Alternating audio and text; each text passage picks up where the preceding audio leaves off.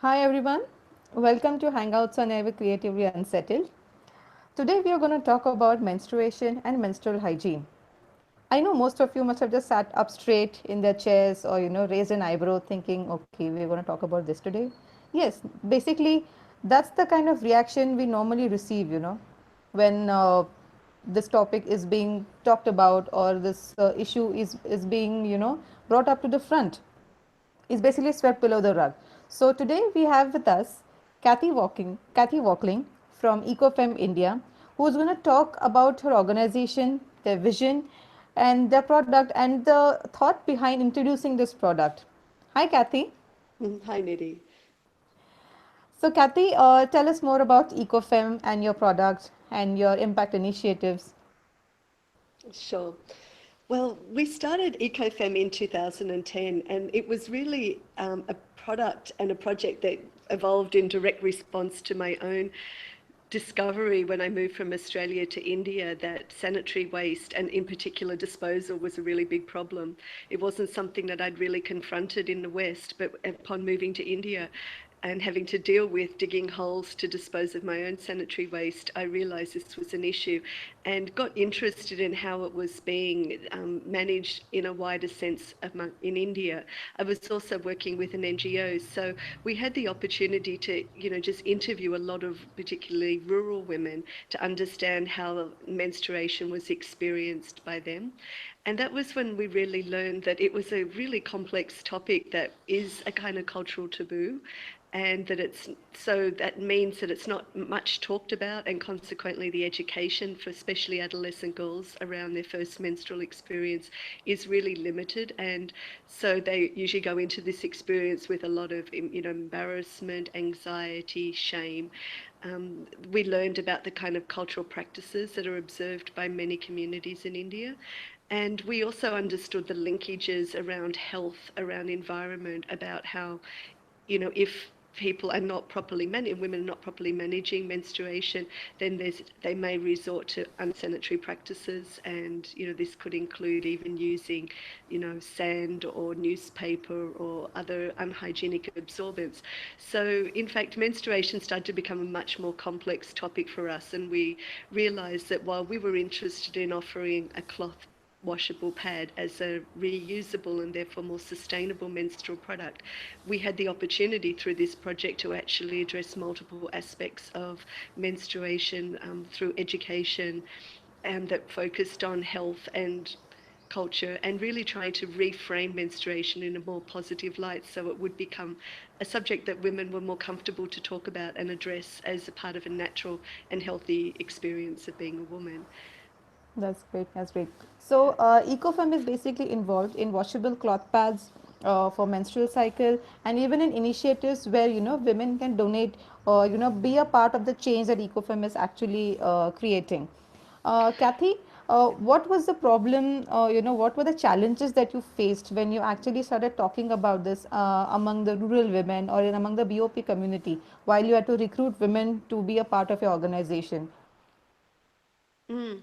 Well, actually, to be honest, it was a much easier topic to talk about than we had imagined. We knew at this stage from our research that it was not much being talked about, and we approached it kind of carefully, and working with our NGO partners, really tried to sort of understand how women felt about menstruation, and in fact we found that they were really happy to finally be able to talk about it, and breaking the silence was not a big deal at all. It was welcomed, and I've seen that consistently in our work. So I think what we discovered really early on was that spaces for women to talk safely together about menstruation is welcomed and appreciated, and that women have plenty, and especially girls have plenty of questions and really unanswered questions about their menstrual cycle, about what's normal and what's healthy. So it wasn't difficult to get the conversation into the room. Been more challenging because obviously in India there's disposable pads have really swept in a big way, and so it's become, disposables are clearly an aspirational product, and many women assume and believe that that sanitary menstrual hygiene means using a disposable menstrual product. And, we've very quickly forgotten that cloth was the mainstream practice for, hundreds and hundreds of years before the True. introduction of these modern products. So there's a lot more resistance to the product per se, because first of all, there's this idea that it's cloth is dirty and unhygienic. And the bigger resistance, I think, is because disposables are so convenient, apparently convenient, because you just use them and throw them. And this is preferred, especially among women who are busy and don't want to deal with this drudgery of washing.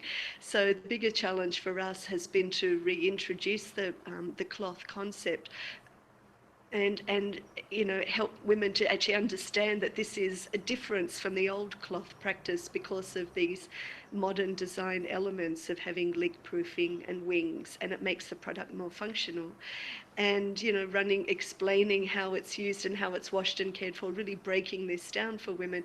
It's necessary, and it takes time. It's a bit of a longer conversation, so it's not an easy product to sell, but to talk Correct. about menstruation is not difficult. It's more just that we have a lot of, I guess, biases against reusable products, and about the effort that's involved. And because menstruation is kind of considered dirty or impure, there is this reluctance to really consider handling the body fluids, which is associated with the washing process. So there's work to be done in that area. Yeah, I mean, I really agree with you on that because sanitary pad brands, when they enter the market, their whole agenda was to shift the mindset of women from the traditional practices of of disposing, or of handling menstrual waste. They wanted to shift the women from cloth to disposables, which they have successfully done. And now, actually undoing their education and making women to think in a different direction. I'm sure that's going to be difficult, but yeah, it's because I believe in what you're doing. Mm, Scientifically speaking and logically speaking, it is in the right mm, direction. So yeah. yeah. And my next question to you is, we nowadays we're talking more about waste management. We're talking about Mm, how increasing amount of sanitary waste is actually rendering the land useless, and we you domestic animals, they tend to come in contact with this, they tend to fall ill, and basically it actually disturbs the entire ecological balance. So what would you have to mm. say about this? Yeah, I think, the whole thing with, I think we have to be rethinking this as a human species. What are we doing with the planet, and what happens to, any product when we've finished using it? And in the case of sanitary napkins, I mean, the problem is just amplified because of scale. When you imagine that a single sanitary napkin has the equivalent of about 4 plastic bags worth of plastic in it. And, when you start running the numbers, a single woman using approximately 10 of these products each month, and that, 12, 13 months a year, and then 355 million women of reproductive age. And suddenly, the numbers blow your mind. We are generating phenomenal, like literally mind-blowing amounts of sanitary waste that we have no safe method to dispose of. And unfortunately, our way we're educated and inculturated is to just think that once we finish using something, it's over. But of course it's not. It hasn't gone away, really. It still remains in the environment. Sanitary napkins, they say 500 to 800 years to break down, and it's still That's trace a lot. particles. So yeah, exactly. So this is the point. When you start to realize what we're talking about and how long these products will be either sitting around in the earth, which is already, choked, it's really, it's very short-sighted to just presume that we can, manage menstruation with these very plastic products. I think that we have really to take a fresh look at the whole approach to menstruation. And I think part of the reason disposables have also become so popular is that they're almost feeding into women's anxiety and aversion and distaste and disgust for menstruation. So I think there's this really important connection between really women making friends with their bodies. And this is really countercultural, but I think it's a really restorative step. And rethinking our conditioning around, why are women dirty and why are they polluted? And with that, I think comes a natural kind of willingness or curiosity to just maybe considered not having to have to use products that just make the thing disappear, because anyway we're not disappearing it. So I think cloth pads are quite a subversive product in a sense, because they're a traditional practice, but they're also helping women, I think, in a certain way to become more intimate with the menstrual experience, and just kind of become, you know, just responsible for it, and accept Correct. it as part of our lives. Correct, correct. So, Kathy, what are the initiatives, on-ground initiatives that EcoFem carries out to interact with women, to, make adolescent girls aware of these things? What are the initiatives Right, that you carry out? right. Yeah, so we're a hybrid social enterprise. So it means that we have a commercial aspect of our work, which is the manufacturing and selling cloth washable pads, which, by the way, we sell all around the world, not just in India. So the commercial sales give us revenues with which we can conduct some non-profit programs. For adolescent girls, we have this program called Pad for Pad, which means that for every pad that we sell in a foreign country, we don't apply this donation in India, but we add 86 rupee contribution to that sale, and that enables us to provide a cloth pad for an adolescent girl. And we offer these pads in kits of 4 cloth pads and a travel pouch, but importantly with a menstrual health education session, which is typically done in school.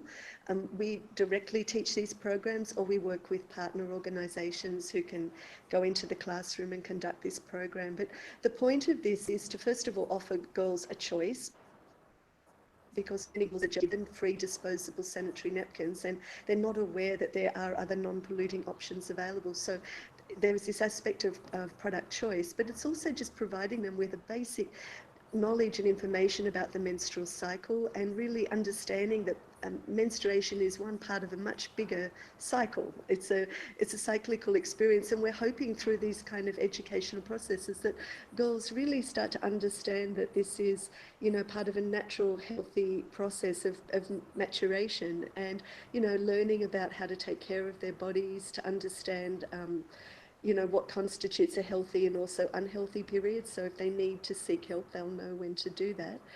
So that's the basis of the educational work that we do with Okay. girls. And with women, we have another program where we offer women who are economically disadvantaged subsidised access to cloth pads. So we can offer a cross subsidy from our commercial to our non-commercial products. So that what we want to do is have cloth pads be an affordable and accessible option for women and girls, irrespective of their socioeconomic level. That's great. That's really great, Kathy. So, what are the next steps for EcoFem? What are the growth plans for EcoFem now? Mm. So right now we're focused on a few new products. We'll be soon launching a fully certified organic range. Um, at the moment we use some organic, the cotton is organic, but not all the components are. They're all cotton, but it's not all certified organic. So that's the next step on the products. We're also introducing cloth baby diapers as well, another product which is sort of has the same waste impact as disposable sanitary napkins. Just expanding partnerships. We're planning to reach 7,500 girls this year through Pad for Pad program. And we're doing more and more advocacy work, and presentations, to corporates, to colleges, to whoever is interested, quite frankly. We love to talk about this topic and just bring it more into the public space, and really trying to mainstream menstruation and give it its sort of rightful place as something that I think is important on many levels for society as a whole to embrace and not just reject and deny. That's true. That's true. That's great, Kathy. Viewers, there's one thing that I would like to tell you that the vision that Kathy and her team is working on, it's really genuine, and I would actually appeal the women to try it out, because I'm a user of EcoFem, and trust me, I feel empowered myself. So women, please go out, check out EcoFem, try out their products. I'm sure you're going to like them. Thank you, Kathy. Thank you for being with us today. Thank you for your It's been time. my It was pleasure. lovely Thank you, talking to Nidhi. you. You Yeah. too. Thank you. Take care. Yeah. Thank Bye bye. you. Take care. Bye. Bye. Bye. Bye bye.